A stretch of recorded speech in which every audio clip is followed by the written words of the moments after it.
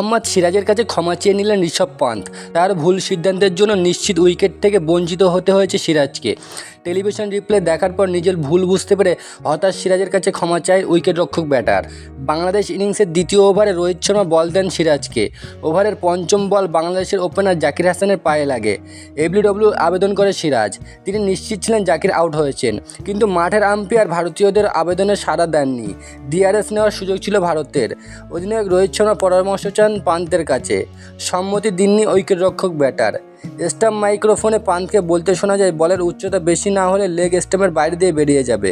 পন্থ বোঝাতে চান ডিআরএস নেওয়ার দরকার নেই, কারণ সিরাজের বলটি উইকেটে লাগতো না, তাই এলবিডব্লিউ হবে না জাকির। পান্থের পরামর্শ মতো রোহিত ডিআরএস আবেদন করেননি।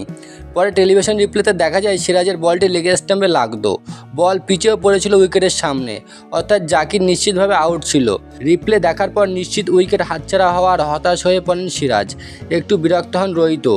নিজের ভুল বুঝতে পারেন পন্থ। তাকে হাত তুলে ক্ষমা চাইতে দেখা যায় সিরাজ এবং রোহিতের কাছে।